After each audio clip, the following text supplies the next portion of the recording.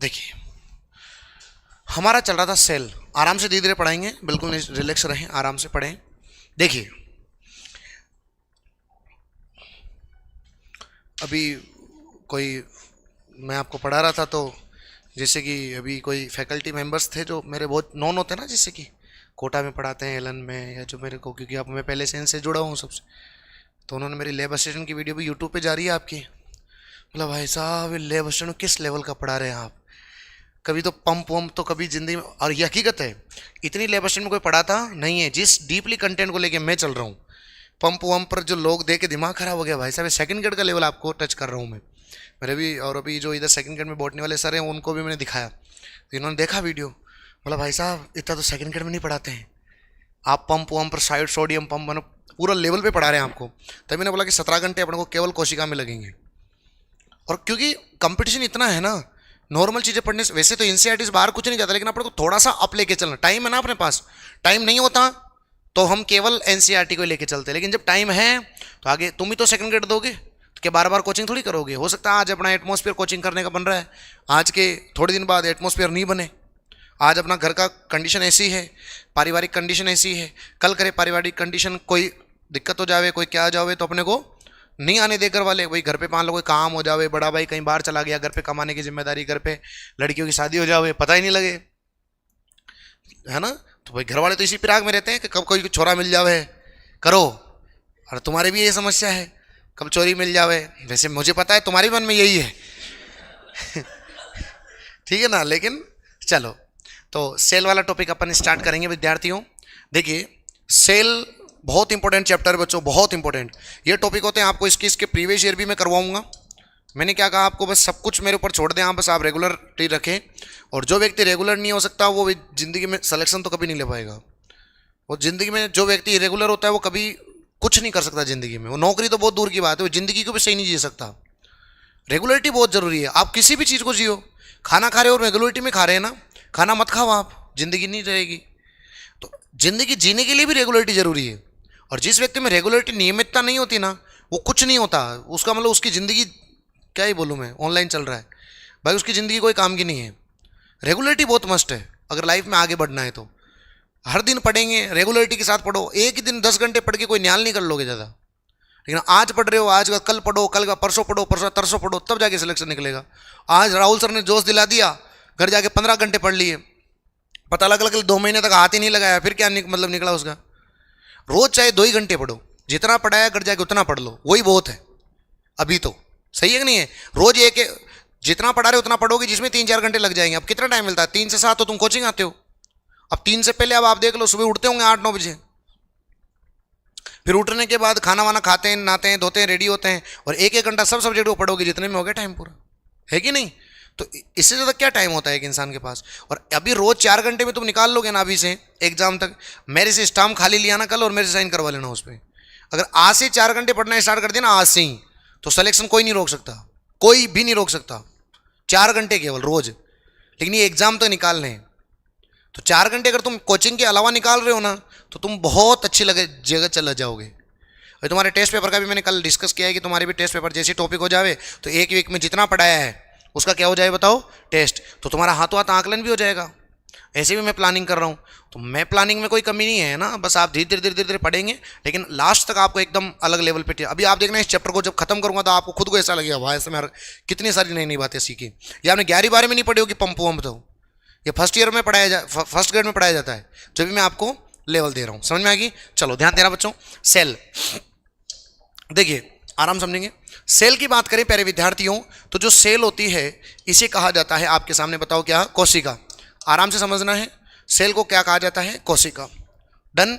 अब देखना, सबसे पहले जो हमारा अब आज का जो कोशिकांग चलेगा, हम कोशिका के कोशिकांग पढ़ रहे हैं, और उन कोशिकांग में जो आज का कोशिकांग है उसका नाम है बच्चों अंतः प्रदवई जालिका। सही है, एंडोप्लाज्मिक रेक्टिकुलम, यही चल रहा था ना आपका। इसमें लिखा है अभी तक क्या, कुछ 2-3 लाइन लिखा दी होगी शायद मैंने, है ना। देखो, सबसे पहले अंतः प्रदवी जालिका एंडोप्लाज्मिक रेक्टिकुलम, ठीक। इसके प्रक्षेपणकर्ता कौन थे, है ना। प्रक्षेपणकर्ता मतलब इसका प्रक्षेपण किसने किया था, तो बताओ इसके प्रक्षेपणकर्ता का नाम क्या है, गार्नियर। आराम से समझेंगे, इसके प्रक्षेपणकर्ता का नाम है गार्नियर। ठीक है, इसका प्रक्षेपण किसने किया था? गार्नियर ने। ठीक है, इसके खोजकर्ता कौन थे? पोर्टर हैं। इसके खोजकर्ता का नाम आप बोलेंगे गुरुजी पोर्टर है। बोलो कौन है? पोर्टर। डन। आप बोलेंगे इसके नामकर्ता, वो भी कौन है? पोर्टर। पोर्टर, ये भी याद रह जाएगा आपको। फिर अंतःप्रदवी जालिका जो होते हैं, इसके अन्य नाम क्या क्या होते हैं? पहले तो इसको बोलते हैं कोशिका का कंकाल, क्योंकि ये कोशिका को यांत्रिक सहारा देता है, मैकेनिकल सपोर्ट देता है, और कोशिका को यांत्रिक सहारा देने के कारण इसे हम कहते हैं कोशिका का कंकाल। जैसे हमारी बॉडी में हमारे शरीर को सहारा कौन देते हैं? हाथ देते हैं ना, वैसे हमारे हाथ हमारे शरीर के क्या है बताओ? कंकाल है।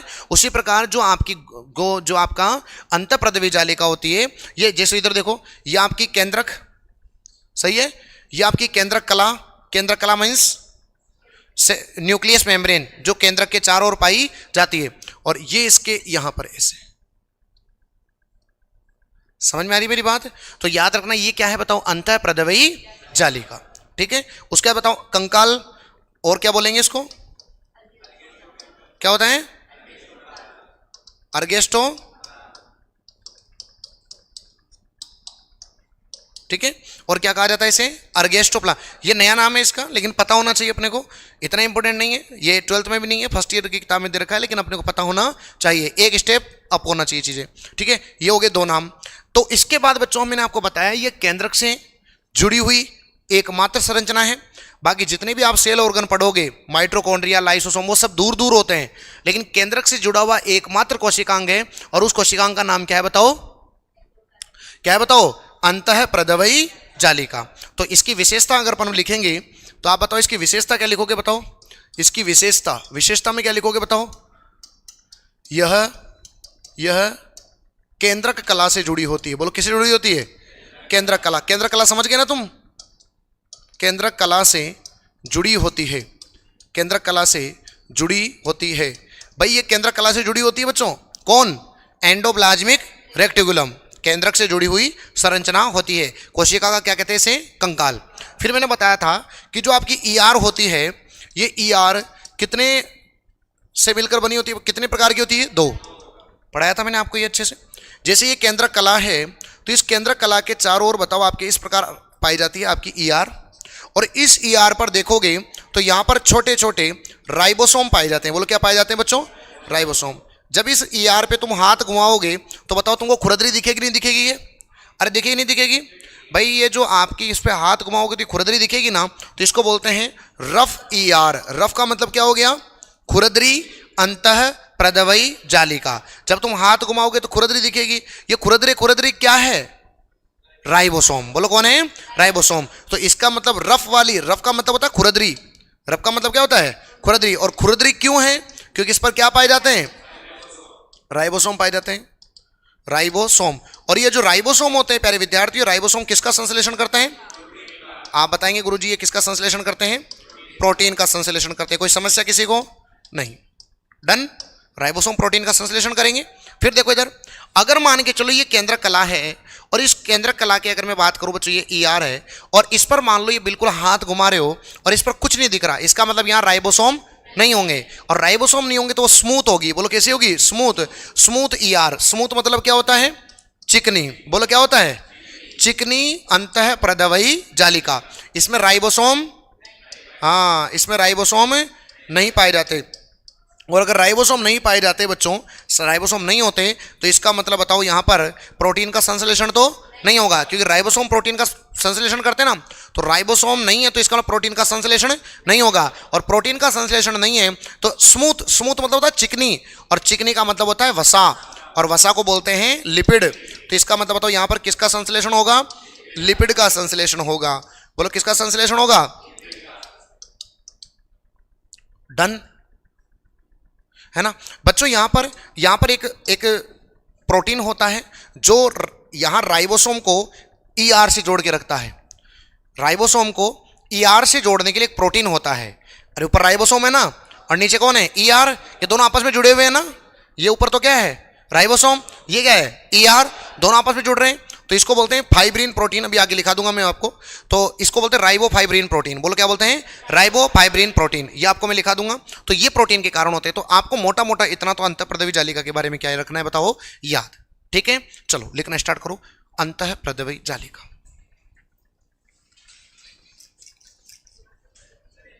ये लिख लिया था? चलो बहुत बढ़िया।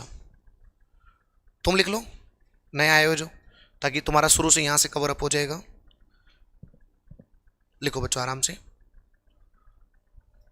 अंतःप्रदवी जालिका, एंडोप्लाज्मिक रेक्टिकुलम।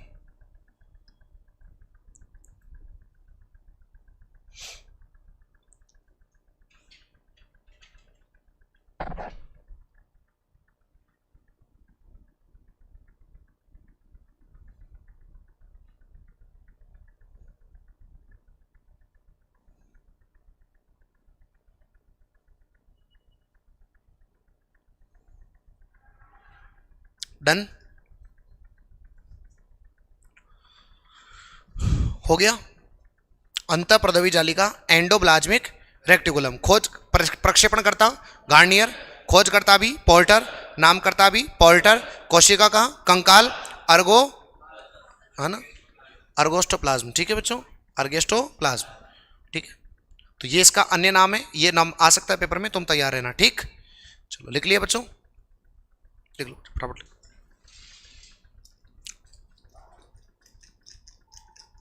ठीक है, चलो ये अच्छा, ये अंतःप्रदवी जालिका का निर्माण कौन करता है? कौन करता है? गोल्जी बॉडी कौन करता है? और गोल्जी बॉडी का निर्माण कौन करता है? अंतःप्रदवी जालिका। गोल्जी काय का निर्माण कौन करती है? अंतःप्रदवी जालिका। चलो लिखो, लिखो।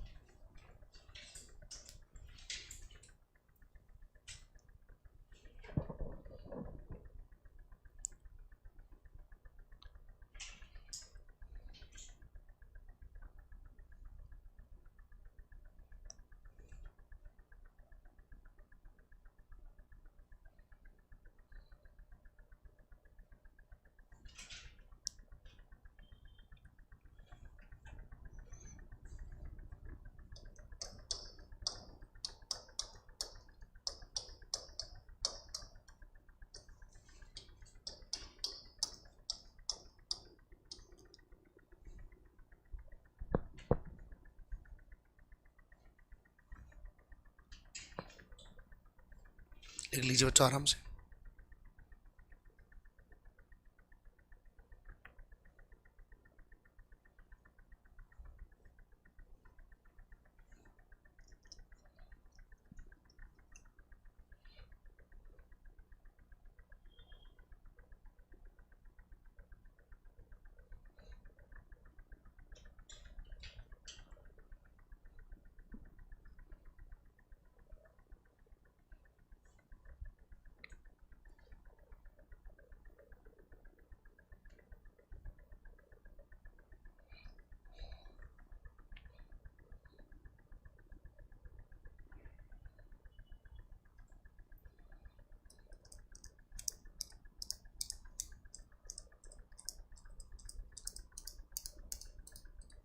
हो गया,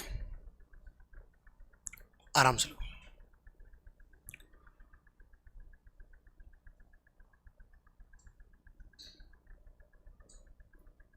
ठीक है, राइबोफोरिन प्रोटीन, बोलो कौन सा होता है? राइबोफोरिन। तो समझ गए राइबोफोरिन क्यों बोलते हैं? क्योंकि राइबोसोम होता है ना इस पे, इसलिए इसको क्या बोलेंगे? Ribophorin protein. क्योंकि ये राइबोसोम होता है यहाँ पे, तो राइबोसोम और अंतःप्रदवी जालिका दोनों को जोड़ने वाला कौन सा प्रोटीन होता है?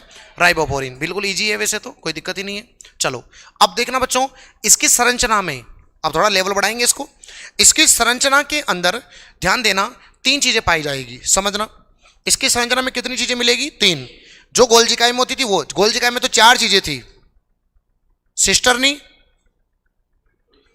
Tubules, vacuoles, vessels. वो बताया था ना वेसिल्स जो लाइसोसोम। तो टोटल कितनी चीजें थी? चार। यहां केवल कितनी होती है? तीन। यहां रिक्तिका नहीं होती, वैक्यूल्स नहीं होती। वैक्यूल्स यहां पर बाकी तीनों चीजें होगी। देखो कौन कौन सी होगी, ध्यान देना। जो जो गोल्जी का नहीं पढ़े कोई बात नहीं, मैं बता रहा हूं, तुम 3 ही याद रखना। कौन कौन सी? सबसे पहली क्या याद रखोगे? सिस्टरनी। तो कितनी संरचनाएं होती है? तो होती है सिस्टरनी। बोलो क्या होती है? सिस्टरनी। एक होती है ट्यूबुल्स। बोलो क्या होती है? ट्यूबुल्स। तीसरा बेसिल्स। बोलो क्या होता है? बेसिल्स। अरे बताइए ना, वो जो अलग हो जाता है फिर लाइसोम का निर्माण करता है, उसे क्या बोलते हैं बताओ? बेसिल्स। तो यहां पर बच्चों आपके 3 ही संरचनाएं पाई जाती है। वोक्यूल्स यहां पर नहीं होती। वोक्यूल्स यहां पर नहीं होती। वोक्यूल्स मतलब क्या होती है बताओ? रिक्तिका। वैक्यूल्स यहां पर नहीं होती। वेरी वेरी इंपॉर्टेंट याद रखना, रिक्तिकाएं यहां पर नहीं होती। तो प्रश्न यह भी आ सकता है कि ऐसी कौन सी संरचना है जो गोल्जिकाए में तो होती है लेकिन अंतःप्रदवी जालिका में नहीं होती? तो याद रखना वैक्यूल्स क्या होती है। पढ़ाया था ना मैंने आपको, इधर देखो, मैंने आपको ये बताया था। ये देखो गोल्जिकाए में, ध्यान दो सभी विद्यार्थी, गोल्जिकाए के अंदर ये देखो मैंने बताया था, ये देखो मैंने बताया था, इधर देखो ध्यान से, ये जो ऐसे आकार की होती है इसको बोलते हैं सिस्टर्नी। क्या बोलते हैं? फिर बीच में होती है ट्यूबुल्स। क्या होती है? ट्यूबुल्स। फिर ट्यूबुल्स के बाद इन दोनों को मिलाकर के अपन बोलते हैं वैक्यूल्स। क्या बोलते हैं? वैक्यूल्स। और फिर जो इसको अलग करेंगे तो इसको क्या बोलते हैं? वेसल्स। जैसे ये देखो बेसिल्स बोल दो या वेकल्स बोल दो, बात एक ही है। बोलो ये इसे क्या बोलते हैं? वेसल्स। ठीक है, वेसल्स। और वेसल्स को क्या बोलते हैं हिंदी में? बोलो पुटिकाएं। बोलो क्या बोलते हैं? तो याद रखना बच्चों, ईआर में तो चारों होगी। कौन कौन? सिस्टर्नी, ट्यूबुल्स, वैक्यूल्स, रिक्तिकाएं, चारों होगी। किसमें? गोल्जिकाए में। लेकिन अंतःप्रदवी जालिका में 3 ही होगी, रिक्तिकाएं यहां पर नहीं होती। बस तुम तो कुछ कुल मिला के बात इतनी याद रख लेना कि रिक्तिका जो होती है वो केवल गोल्जिकाए में पाई जाती है, अंतःप्रदवी जालिका में इसका कोई यूज नहीं होता। सत्य सत्य कथन में आ सकता है ये। तो रिक्तिकाएं यहां पर नहीं होती। केवल कितनी स्ट्रक्चर होती है बताओ? 3। कौन कौन सी? सिस्टर्नी, ट्यूबुल्स, वेसल्स, जिसे क्या कहते हैं? पुटिकाएं। बाकी यहां पर रिक्तिकाएं नहीं होती। वैक्यूल्स यहां पर नहीं होती। Vacuoles only on present in, it is clear? लिखिए, लिखो यहां पर मतलब अंतःप्रदवी जालिका में। तो लिखो ईआर में 3 प्रकार की संरचनाएं पाई जाती है। ईआर में 3 प्रकार की संरचनाएं पाई जाती है।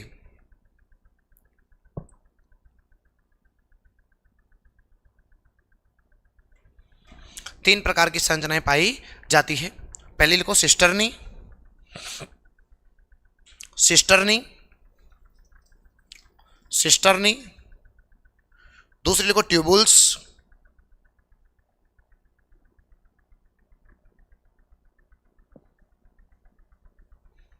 अगला पुटिकाएं या बेसिकल्स, एक ही बात है। बेसल्स, बेसिकल्स एक ही बात है सब। बेसल्स जिसे बोलते हैं पुटिकाएं, बेसल्स या बेसिकल्स एक ही बात है। बेसल्स या बेसिकल्स या पुटिकाएं एक ही बात है सब, है ना। अब ब्रैकेट में लिख लिया करो ये चीजें, रिक्तिकाएं क्रॉस, ताकि याद रहे कि रिक्तिका यहां पर नहीं होती। रिक्तिका को अंग्रेजी में क्या बोलते हैं? वैक्यूल्स।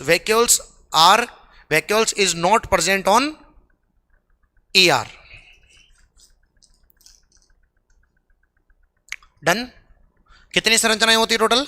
3 होती है। यहां पर 4 नहीं होती, ध्यान रखना। अब लिखो सिस्टर्नी। सिस्टर्नी टॉपिक डालो, सिस्टर्नी क्या होती है यहां पर लिख लेंगे अपन। सिस्टर्नी लंबी पतली,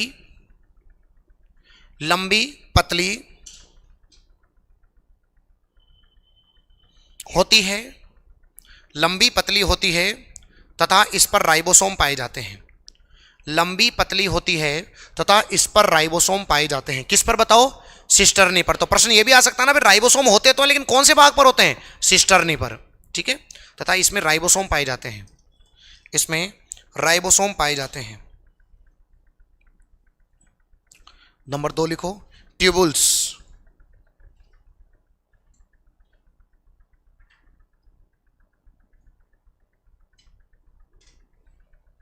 ट्यूबुल्स यह लंबी लंबी ट्यूबुल्स लंबी लंबी पतली, लंबी पतली तथा साकित होती है। साकित मतलब ब्रांचेज, जिसमें ब्रांचेज होती है। लंबी पतली तथा साकित होती है, लंबी होती है, पतली होती है और बताओ कैसी होती है, साकित होती है, जिसमें मतलब साकित मतलब समझ गया ना, शाखाएं पाई जाती है, जिसमें ब्रांचेज पाई जाती है, शाखाएं पाई जाती है। अब सिस्टर्नी में क्या पाया जाएगा, राइबोसोम, लेकिन ट्यूबुल्स में राइबोसोम नहीं पाया जाता। लिख लो, ट्यूबुल्स में राइबोसोम नहीं पाया जाता।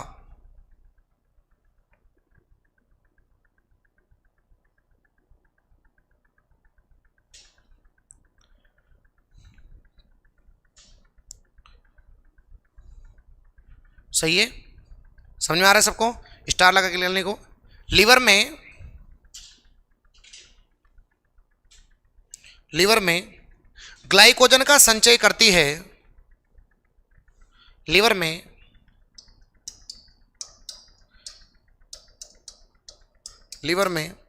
ग्लाइकोजन का संचय करती है, लीवर में ग्लाइकोजन का संचय करती है, तब इसे ग्लाइकोसोम कहते हैं। लीवर में ग्लाइकोजन का संचय करती है, तब इसे ग्लाइकोसोम कहते हैं।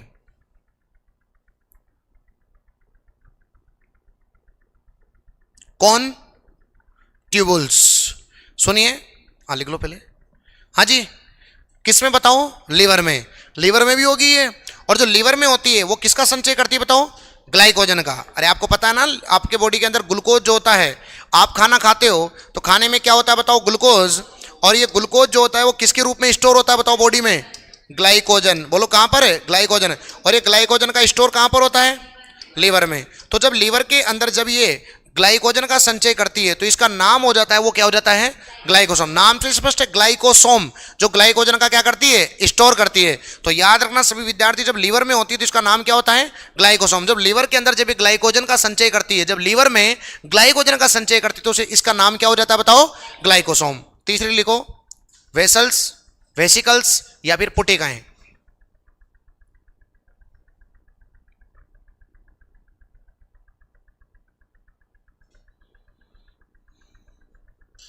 यह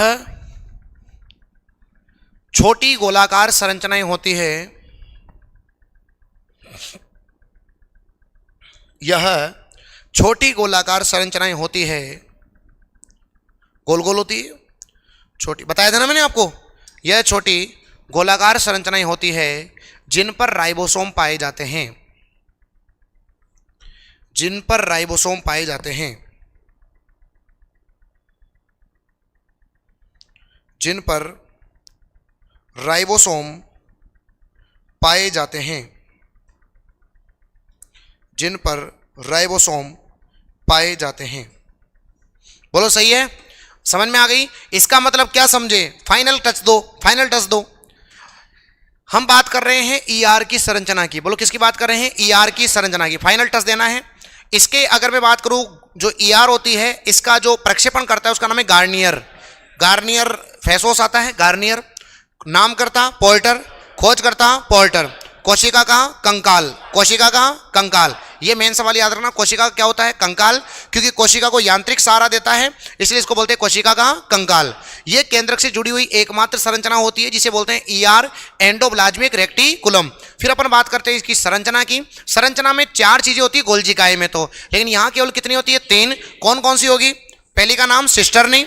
सिस्टर्नी एक प्रकार की ऐसी संरचना होती है जो लंबी होती है, पतली होती है और जिस पर राइबोसोम पाए जाते हैं। दूसरा होती है सिस्टर्नी के बाद दूसरी होती है लंबी पतली, लेकिन उस पर राइबोसोम नहीं होती, उसे क्या बोलते हैं, ट्यूबुल्स। क्या बोलते हैं, ट्यूबुल्स। इस पर राइबोसोम नहीं होते, लेकिन जब ये लीवर में ग्लाइकोजन का संचय करती है उसको बोलते हैं ग्लाइकोसोम। क्या बोलते हैं, 2।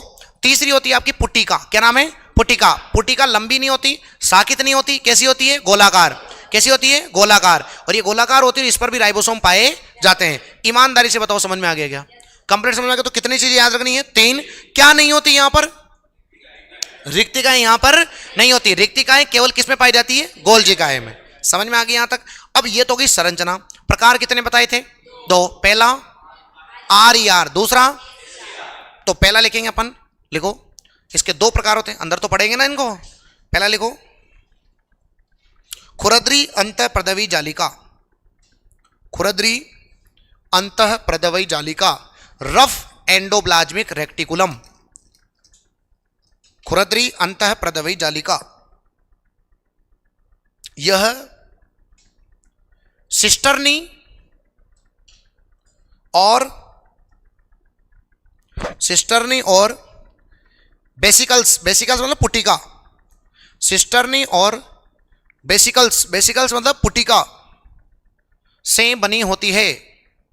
अरे तीसरा वाला बताया था ना, एक सिस्टर्नी थी, एक तो कौन थी, सिस्टर्नी, और एक बताओ कौन है, वेसल्स, बेसिकल्स या फिर पुटिकाओं से बनी होती है, से बनी होती है। बोलो किस किस से बनी होती है, सिस्टर्नी और बेसल्स, इन दोनों से मिलकर के बनी होती है। क्यों, क्योंकि इस पर तो राइबोसोम पाए ही, तो उसी से बनेगी ना जिस पर राइबोसोम पाए जाते हैं, और राइबोसोम किस किस पर पाए जाते हैं, सिस्टर्नी और बेसल्स, इन दोनों पर राइबोसोम पाए जाते हैं। इसलिए नाम ही हो गया ना इसका, आर ई आर मतलब रफ, रफ मतलब प्रोटीन मिलेंगे, तो प्रोटीन का जो निर्माण करेंगे वो कौन कौन होता है, सिस्टर्नी और बेसल्स से पाई जाती है। आगे लिखो, यह राइबोसोम, यह राइबोसोम, राइबोफोरिन, यह राइबोसोम राइबोफोरिन प्रोटीन से, राइबोफोरिन प्रोटीन से जुड़े होते हैं।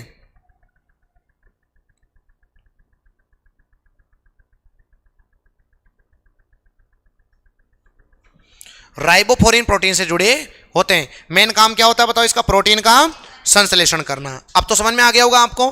तो ये क्या करती है बताओ, रफ क्या करती है, प्रोटीन संश्लेषण, और प्रोटीन संश्लेषण मतलब राइबोसोम पाए जाएंगे, और राइबोसोम किस किस में पाए जाते हैं, सिस्टर्नी और वेसल्स। अभी लिखाया था ना मैंने आपको, इन दोनों में राइबोसोम पाए जाते हैं। दूसरे लिखो, चिकनी अंतःपर्दवी जालिका, स्मूथ, SER, SER,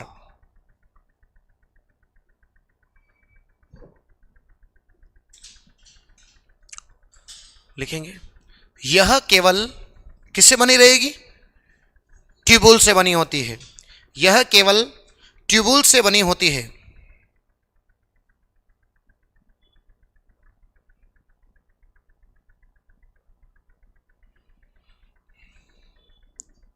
यह केवल ट्यूबुल से बनी होती है। आगे लिखो, यह स्टेरॉइड तथा हार्मोन का संश्लेषण करती है, यह स्टेरॉइड तथा हार्मोन्स का संश्लेषण करती है, यह स्टेरॉइड तथा हार्मोन्स का संश्लेषण करती है। वसा का तो करती है, साथ में किसका करती है, हार्मोन और स्टेरॉइड, यह हार्मोन तथा स्टेरॉइड का संश्लेषण करती है। कौन कौन सी कौन सी, SER, SER, SER, इधर देखो, सुनो इधर, SER स्मूथ है, और स्मूथ है मतलब राइबोसोम नहीं होंगे। अरे राइबोसोम नहीं होंगे, स्मूथ है ना, तो राइबोसोम नहीं होंगे। राइबोसोम किस में नहीं होते, ट्यूबुल्स में। तो बताओ ये किससे बनी है, केवल ट्यूबुल से बनी है। ये बात मैं तुमको लिखा चुका हूं कि स्मूथ है, तो पर बताओ किसका करेगी संश्लेषण, वसा का। वसा के साथ ही किसका करती है बताओ, हार्मोन का, और हार्मोन के साथ ही किसका करती है, स्टेरॉइड। सही है। इसके अलावा ये 3 प्रोसेस में सबसे इंपॉर्टेंट है, कौन कौन सी, देखो ध्यान देना। यहां पर एक तुमको बेसिक नहीं आता होगा तो समझो, 3 चीजों में इंपॉर्टेंट है। यह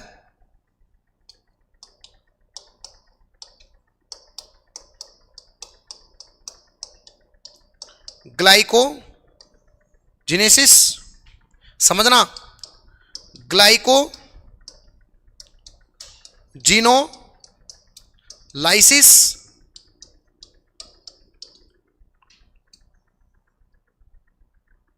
ग्लाइकोजिनेसिस, ग्लाइकोजिनोलाइसिस,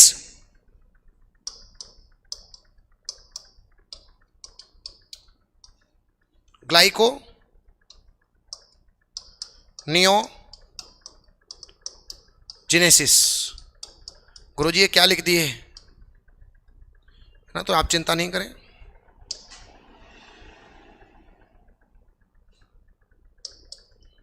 मेरा काम ये समझाना, ध्यान दो, बिल्कुल आसान समझा दूंगा, 1 मिनट में, टेंशन मत लो आप। इन सब में भी प्रश्न सीधा आएगा कि भाई ग्लाइकोजेनेसिस में कौन काम करता है, तो आप क्या बताओगे, स्मूथ। ग्लाइकोजिनोलाइसिस में भी कौन करता है, स्मूथ। और ग्लाइकोनियोजेनेसिस में भी कौन काम करता है, स्मूथ। ये तो क्या सिंपल सवाल रटने वाला, लेकिन रटेंगे नहीं, हम समझेंगे। आप खाने में क्या खाते हैं बताओ, बोलो क्या खाते हैं। जितना ग्लूकोज हमको खाना है खा लेते हैं, और जितना बचा हुआ ग्लूकोज होता है वो किसके रूप में स्टोर हो जाता है, ग्लाइकोजन। ये तो जानते होगा ना, इतना बेसिक तो किसके रूप में स्टोर हो जाता है? ग्लाइकोजन। और कहां पर स्टोर होता है? लीवर में। कहां पर स्टोर होता है? लीवर में। इतना भी सही है। अब देखना बच्चों, ग्लूकोज से बताओ क्या बन गया? ग्लाइकोजन। तो ग्लाइकोजन बना तो इसको बोलते हैं ग्लाइको। अब बनने के लिए शब्द आता है जिनेसिस। जब भी किसी भी शब्द के पीछे क्या आ जाए बताओ? जिनेसिस। और जिनेसिस का मतलब होता है बनना। जिनेसिस मतलब क्या होता है? बनना। और किसी भी चीज के पीछे अगर लाइसिस आ जाए, लाइसिस, तो लाइसिस का मतलब है टूटना। बोलो क्या हो जाएगा? लाइसिस मतलब क्या होता है? टूटना। और जिनेसिस मतलब क्या होता है? बनना। तो अब बताओ मुझे, ग्लूकोज से क्या बन गया? तो क्या बनेगा? Glyco, glycogenesis. समझ में आ गया सबको? ग्लूकोज से क्या बन गया? ग्लाइकोजन। तो नाम क्या हो गया? ग्लाइकोजिनेसिस। जिनेसिस मतलब क्या हो गया? बनना। बन गया। अब मान लो कल तुम्हारे फास्ट होगा, तो फास्ट होगा तो क्या होगा बोलो? जब तुम्हारे फास्ट होगा तो तुम ग्लूकोज तो खाओगे नहीं, तो वापस से इस ग्लाइकोजन को तोड़ना पड़ेगा ना, क्योंकि तुम ग्लाइकोजन का डाइजेशन नहीं कर सकते। तो फिर इस ग्लाइकोजन को वापस किस में बदलना पड़ेगा? तो ग्लाइकोजन वापस किस में टूटेगा? ग्लूकोज में। तो इसे क्या बोलेंगे? ग्लाइकोजेनोलाइसिस, या फिर डायरेक्ट क्या बोल देंगे बताओ? ग्लाइकोलाइसिस। समझ में आ गया सभी को? ईमानदारी से बताओ, समझ में आ गया क्या? ग्लूकोज का ग्लाइकोजन से, ग्लूकोज का ग्लाइकोजन बनना क्या कहलाता है? ग्लाइकोजिनेसिस। और ग्लाइकोजन का वापस ग्लूकोज में टूटना क्या कहलाता है? ग्लाइकोलाइसिस। मेरे हिसाब से आपको समझ में आ गया होगा। और एक मैंने लिखा है आपके सामने ग्लाइकोनियोजेनेसिस। नियो मतलब ऐसा नया ही बनेगा। नया ही बनेगा मतलब कभी कभी क्या होता है, तुम कुछ नहीं खाते हो। कभी कभी क्या होता है बच्चों, तुम कुछ नहीं खाते हो ना, तो कभी कभी जब कुछ नहीं खाते हो तुम, तो होता क्या है, तुम वसा खाते हो। बोलो क्या खाते हो? वसा। या तुम क्या खाते हो बताओ? प्रोटीन। या फिर तुम क्या खाते हो बताओ? कार्बोहाइड्रेट। बोलो सही बात है। तो इन सब से बताओ किसका निर्माण हो जाना? बताओ किसका निर्माण हो जाना? तो कुछ नया ही बन गया ना। अरे कुछ नई चीज से तो बना, ग्लूकोज से नहीं बना। अब इस बार किस किस से बना? वसा, प्रोटीन, कार्बोहाइड्रेट। इनसे जब कुछ ग्लूकोज बनेगा तो इसे क्या बोलते हैं बताओ? ग्लाइकोनियोजेनेसिस। ईमानदारी से बताओ, समझ में आ गया क्या? ग्लूकोज का ग्लाइकोजन में बदलना क्या कहलाता है? ग्लाइकोजेनेसिस। ग्लाइकोजन का वापस ग्लूकोज में टूटना क्या कहलाता है? ग्लाइकोलाइसिस। और कुछ नया बनना मतलब प्रोटीन से, कार्बोहाइड्रेट से, वसा से, इनसे आपको एनर्जी मिलना मतलब ग्लूकोज का बनना क्या कहलाता है बताओ? ग्लाइकोनियोजेनेसिस। समझ में आ गया सभी को? इन सब प्रोसेस के अंदर बताओ कौन काम करती है? बताओ आपकी SER। अब तो समझ में आई होगी। लिख लो बच्चों फटाफट से इसको, अच्छे से लिखना। पहले ये लिखो लाइन, फिर वो समझो। लिखो सेम टू सेम।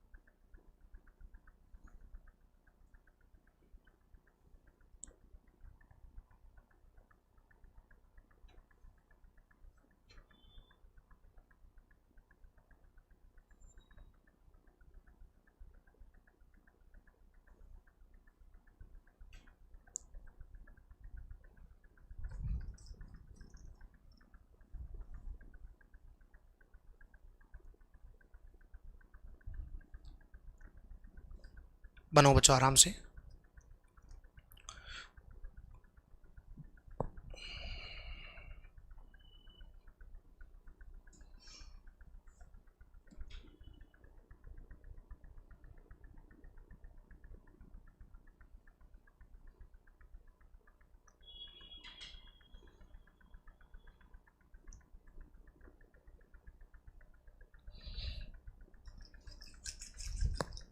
लिख लिया क्या? रफ और स्मूथ शायद आपने आज तक इतना डीपली नहीं पढ़ा होगा, बाकी सब एक एक लाइन में खत्म करा देते हैं इसको कि बच्चों स्मूथ ये होता है और चिकना ये होता है। लेकिन हमने तो बिल्कुल एकदम खोद के पढ़ लिया है इसको, है ना, कि अब पेपर में सवाल आएगा तो हम फोड़ देंगे सवाल को। समझ में आ गई ना? चलो डन।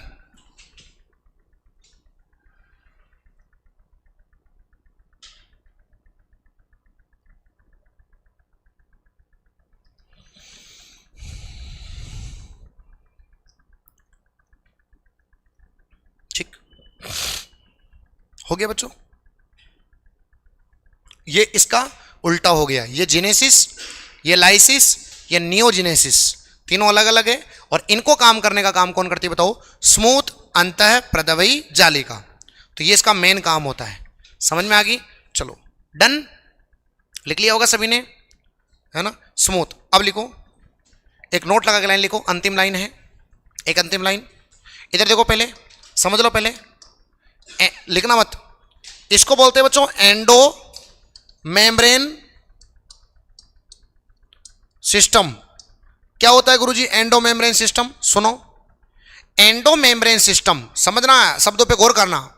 एंडो मेम्ब्रेन सिस्टम ऐसा सिस्टम जिसमें कोशिकांग एक दूसरे के साथ काम करते हैं, या एक दूसरे के साथ काम करते हैं, एक दूसरे के साथ रहते हैं, या एक दूसरे की तरह काम करते हैं। जैसे कि आप में से बहुत सारे विद्यार्थी हैं, जैसे मान के चलो कि कोई लड़की मिराज खाती है, तो उसके साथ वाली भी क्या खाएगी बताओ? मिराज खाती है। दोनों मिराज खाती है, तो दोनों एक जैसे एक तरीके से काम करती है।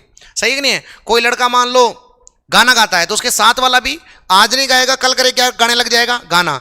तो ऐसे कोशिकांग जो एक दूसरे के लिए काम करते हैं या एक दूसरे की तरह काम करते हैं, वो कोशिकांग क्या, उनसे कोशिकाओं से बना जो सिस्टम है उसको क्या बोलते हैं? एंडो। जैसे कि मैंने आपको बताया था, आपको गोल्जिकाएं और अंतःप्रदवी जालिका एक जैसे काम करते हैं। गोल्जिकाएं और अंतःप्रदवी जालिका लगभग एक जैसे काम करते हैं।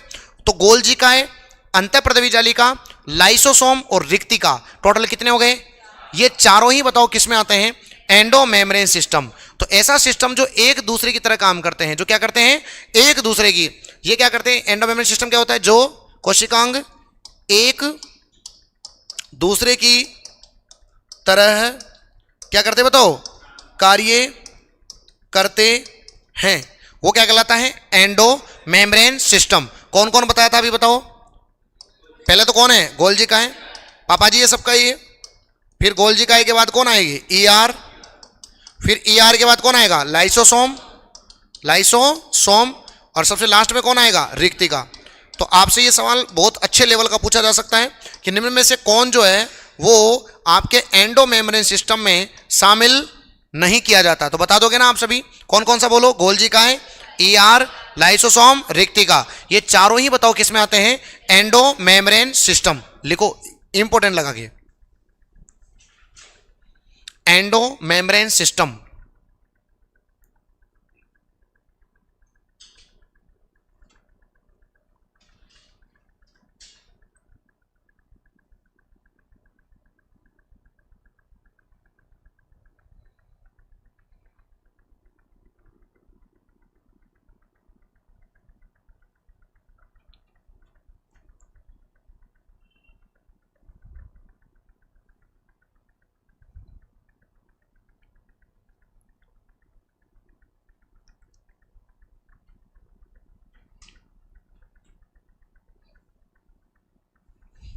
बोलो सही है? समझ में आया? अच्छा पॉइंट है ना ये? तो ये अच्छे पॉइंट जो एनसीईआरटी में अलग से लिखे हुए हैं, इनको याद रखना।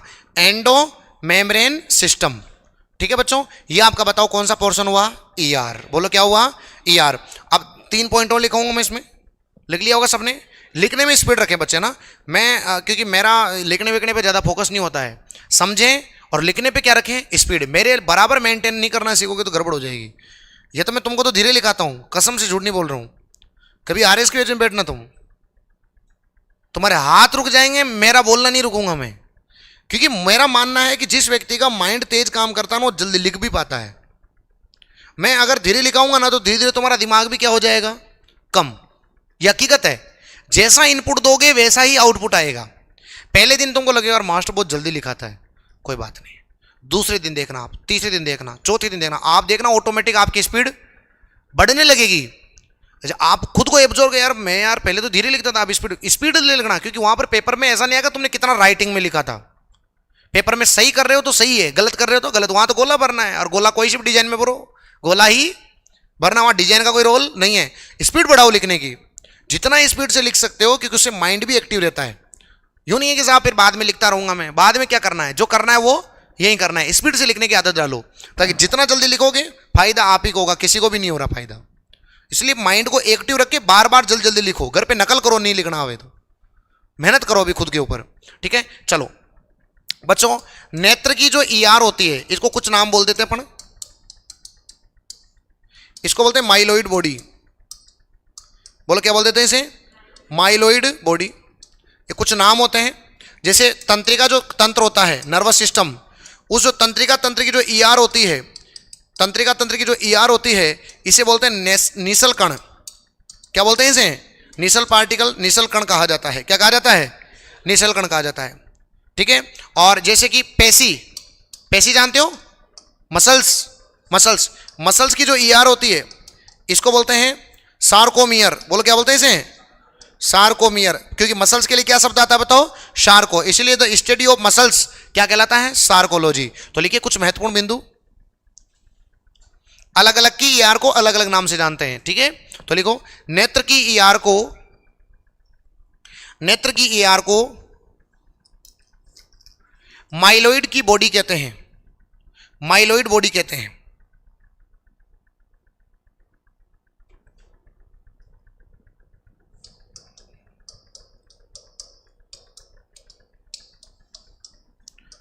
माइलोइड बॉडी कहते हैं। लिख लिया सभी ने?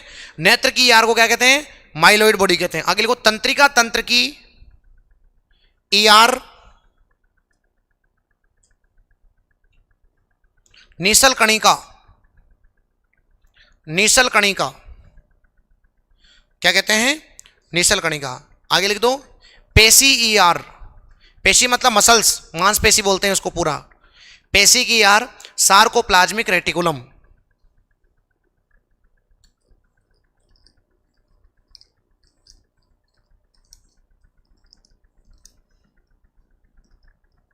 Sarcoplasmic reticulum. ये हो गया बताओ आपका कौन सा पोर्शन? ईआर। इतना पढ़ लिया अपन ने ईआर को। कॉपी बंद करो, ईआर को समझो पहले, फिर लाइसोसोम को हल्का सा स्टार्टअप दूंगा। चलो इधर देखो, ध्यान देना, कमर सीधी करके। टॉपिक क्या है? अंतः प्रदवई जालिका। पूरा एकदम निचोड़ दिया है इस टॉपिक को। अंतः प्रदवई प्रक्षेपण करता कौन है? खोज करता, नाम करता, कोशिका का अर्गेस्टोप्लाज्म। बच्चों अगर आपसे पूछे भाई विटामिन सी से संबंधित कौन सा कोशिकांग है तो आप क्या बताना? अंतः प्रदवई जालिका। प्रश्न आ सकता है विटामिन सी से संबंधित या विटामिन सी को संश्लेषित करने वाला ऑर्गन कौन सा है? क्या बताओगे? अंतः प्रदवई जालिका। प्रश्न याद रखना, विटामिन सी को संश्लेषित करने वाला कौन सा कोशिकांग होता है तो आप क्या बताओगे? अंतः प्रदवई जालिका, एंडोप्लाज्मिक रेटिकुलम। अगला देखिए, फिर बताओ बच्चों ये किससे जुड़ी होती है बताओ? केंद्रक कला से। कितने प्रकार होते हैं? 2। एक कौन सा होता है? रफ। एक कौन सा होता है? स्मूथ। रफ है इसका मतलब इस पर क्या पाए जाएंगे, और ये स्मूथ है इसका मतलब इस पर राइबोसोम नहीं होगा। राइबोसोम पाए जाएंगे तो किसका? प्रोटीन। किसका संश्लेषण होगा? प्रोटीन का। और यहां चिकनी है तो किसका होगा? वसा का। सही बात है। इसकी संरचना में कितनी चीजें पाई जाती है? 3। पहली का जो नाम होगा वो क्या है? सिस्टर्नी। इस सिस्टर्नी पर राइबोसोम पाए जाते हैं। ट्यूबुल्स पर राइबोसोम नहीं पाए जाते। वेसल्स पर या पुटिकाओं पर राइबोसोम पाए जाते हैं। और राइबोसोम जिस पर पाए जाते हैं वो रफ के स्मूथ। रफ इसका मतलब रफ वाली जो होगी उसमें कौन कौन होगा? सिस्टर्नी और पुटिकाएं, वेसल्स होगी। जबकि स्मूथ, स्मूथ पर राइबोसोम नहीं होता क्योंकि स्मूथ प्रोटीन का संश्लेषण नहीं करता। इसका मतलब उसमें वो केवल किससे बनी होती है? ट्यूबुल्स से। समझ में आ गई मेरी बात? उसके बाद बताइए, उसके बाद याद रखना बच्चों, अगर मैं स्मूथ की बात करूं तो स्मूथ की बात करें तो बताओ केवल किससे बनी होती है? ट्यूबुल्स। ये किस किस का करती है? वसा, हार्मोन, स्टेरॉइड। प्लस ये 3 चीजें ध्यान रखना। कौन कौन सी बताओ? ग्लाइकोजेनेसिस। अगर बनेगा तो क्या शब्द आएगा? जेनेसिस। टूटेगा तो जीनोलाइसिस। कुछ नया बनेगा तो ग्लाइकोनियोजेनेसिस। इन तीनों प्रक्रियाओं में कौन काम करती है बताओ? स्मूथ ईआर मतलब SER। फिर बताओ एंडो मेम्ब्रेन सिस्टम क्या होता है जो एक दूसरे की तरह एक दूसरे के साथ कार्य करते हैं? कौन कौन? गोल्जिकाएं, ER, लाइसोसोम, रिक्तिका। ये टोटल 4 होते हैं, ध्यान रखना। उसके बाद मैंने आपको बताया कि अलग अलग जगह की ER को अलग अलग नाम याद रखना। नेत्र की ER को क्या बोलते हैं? माइलोइड। जैसे कि वकील होता तो बोलता माइलोइड मुझे माफ कर दीजिए, तो नाम क्या रह जाएगा? माइलोइड। माइलोइड। उसके बाद तंत्रिका तंत्र, नीसल कणिकाएं होती है, नीसल कणे होते हैं, नीसल पार्टिकल होते हैं। जब आपको नर्वस सिस्टम पढ़ाऊंगा तो बताऊंगा। उसके बताओ कौन सी? पेशी। पेशी मतलब मांसपेशी। और मांसपेशी में जो ER होती है इसको क्या बोलते हैं? Sarcoplasmic reticulum. Sarcoplasmic reticulum. मुझे विश्वास है कि 80% तो तुमको याद हो गया होगा। 80 तो हो गया ना, 100 तो मैं कभी गारंटी लेता भी नहीं हूं, 80 तो तुमको अगर ये साथ साथ बोल रहे हो, माइंड एक्टिव है, तो आप 80% याद कर लोगे।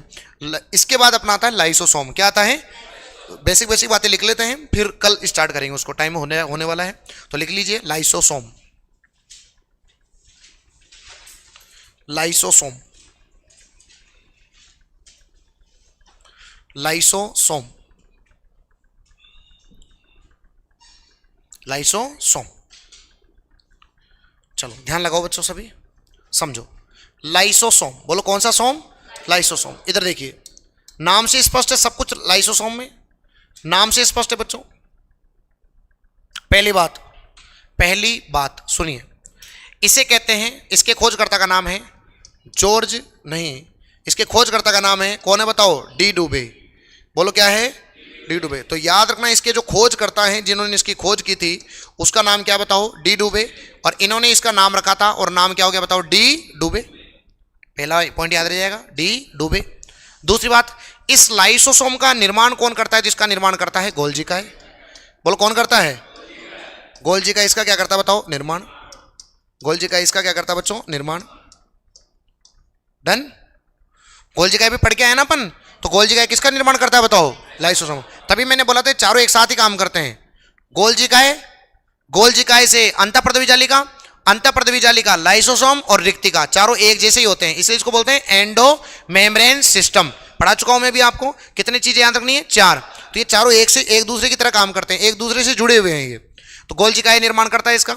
और गुरुजी, लाइसोसोम को क्या कहते हैं? डाइजेस्टिव बैग कहते हैं, मतलब कि कोशिका की आत्मघाती थैली कहते हैं। बोलो क्या कहते हैं? आत्मघाती थैली कहते हैं। क्यों कहते हैं गुरुजी? क्योंकि बच्चों इसके अंदर पाए जाते हैं हाइड्रोलाइटिक एंजाइम। क्या पाए जाते हैं? Hydrolytic enzyme. हाइड्रोलाइटिक मतलब होता है बच्चों जल अपघटनी एंजाइम। बोलो क्या होता है? जल अपघटनी एंजाइम। तो याद रखना, इसमें पाए जाते हैं जल अपघटनी एंजाइम। और कभी कभी क्या होता है बच्चों, ये लाइसोसोम फट जाता है, और लाइसोसोम फट के जो जल अपघटनी एंजाइम है ये क्या आ जाते हैं उस लाइसोसोम से बाहर, और बाहर आते पूरी कोशिका क्या हो जाती है? नष्ट। और इसी वजह से इसको क्या बोलते हैं? कोशिका की आत्मघाती थैली। कि खुद तो गया जो गया, मैं तो डूबा जो डूबा सनम, तुझे भी ले डूबे, तुझे भी ले डूबे। अरे ले डूबे नहीं है, डी डूबे है। तो याद रखना, खुद डूबे, पूरी कोशिका को ले डूबे, इसलिए खोजकर्ता कौन है? डी डूबे। तो जल अपघटनी एंजाइम पाए जाते हैं बच्चों। इसके अलावा याद रखना, आपको पता है जो लाइसोसोम होता है इसमें कितनी झिल्ली पाई जाती है? इकहरी। मतलब कि कौन सी मेम्ब्रेन होती है बताओ? Single membrane. कौन सी मेम्ब्रेन होती है? केवल एक ही झिल्ली पाई जाती है। और इसमें बच्चों पाए जाते हैं मैक्सिमम नंबर ऑफ डब्ल्यूबीसी। बोलो क्या पाए जाते हैं? Maximum number of WBC. और इसे कहते हैं बच्चों पाचन का केंद्र, डाइजेशन का केंद्र। तो प्रश्न आ जाए कि पाचन का केंद्र किसे कहते हैं, तो आप क्या बताओगे? लाइसोसोम। मुझे विश्वास है आपको पूरा समझ में आ गया होगा। दोबारा से देखेंगे, लाइसोसोम के खोजकर्ता डी डुबे। कौन बनाता है? गोल्जी का है। क्या कहते हैं? आत्मघाती थैली। क्यों कहते हैं? जल अपघटनी एंजाइम, हाइड्रोलाइटिक एंजाइम। कौन सी झिल्ली? इकरी झिल्ली। एक सिंगल मेम्ब्रेन होती है ये, और इसमें मैक्सिमम नंबर में क्या पाए जाते हैं? डब्ल्यूबीसी। मैक्सिमम नंबर में क्या पाए जाते हैं? डब्ल्यूबीसी। और डब्ल्यूबीसी पाए जाते हैं, इसलिए इसको क्या बोलते हैं? पाचन का केंद्र। किसे कहा जाता है? लाइसोसोम। किसे कहा जाता है? लाइसोसोम। लिख लीजिए।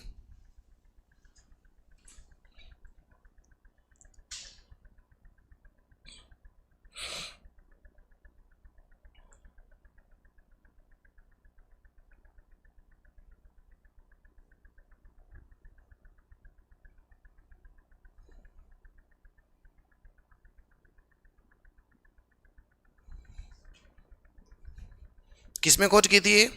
यकृत कोशिकाओं में, लीवर सेल में, यकृत कोशिकाओं में इसकी खोज की गई थी। इसे कहते हैं कोशिका का atom bomb, atom bomb of cell. कोशिका का कौन सा बम कहते हैं? Atom bomb. और एक पॉइंट और याद रखना, इसे कहते हैं कोशिका का बहरूपीय कोशिकांग। अलग अलग अलग रूप बना लेता है ये, इसलिए इसको क्या बोलते हैं? बहरूपीय।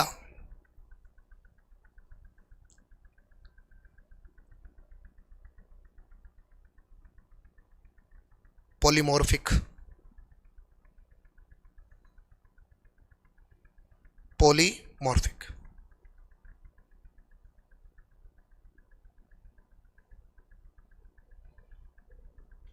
हाइड्रोलाइटिक एंजाइम कितने होते हैं? लगभग 50। कितने होते हैं? 50। और इनका पीएच मान कितना होता है? 5। 5 है, इसका मतलब कैसे होंगे? अम्लीय कि क्षारीय? अम्लीय। एसिड होंगे, एसिडिक।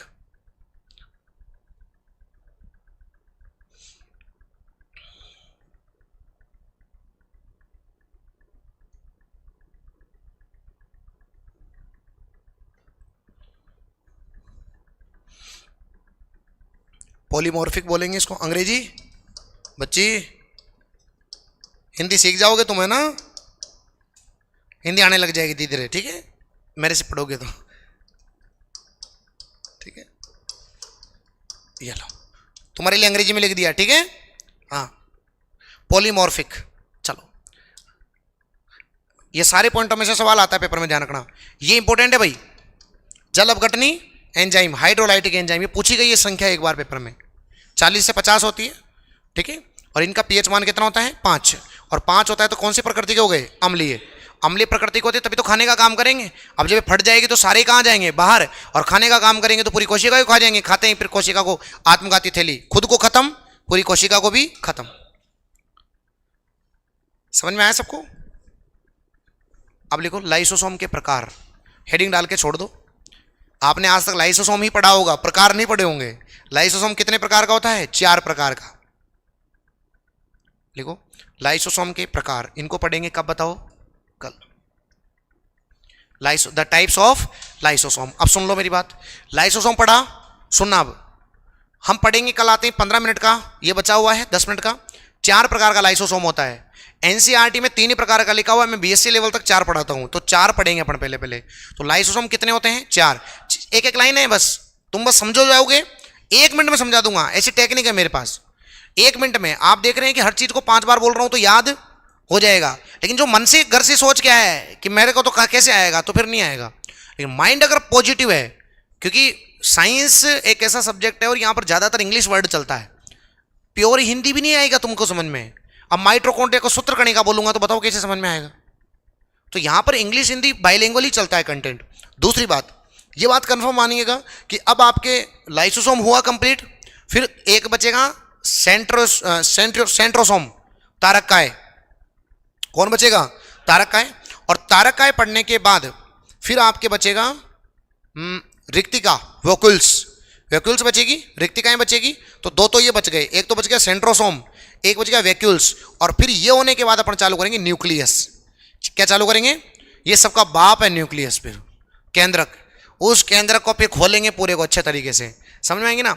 अभी ये दूसरा बैच होता ना तो अब तक आधा कोर्स हो गया होता, समझ में आ गई। लेकिन तुम्हारे नहीं होगा, तुम्हारे टॉपिक को गहनता में ले जाना पड़ेगा, क्योंकि पेपर का लेवल अच्छा आ सकता है। इससे पहले वाला नॉर्मल लेवल आया था, उससे पहले वाला पेपर बहुत टफ आया था।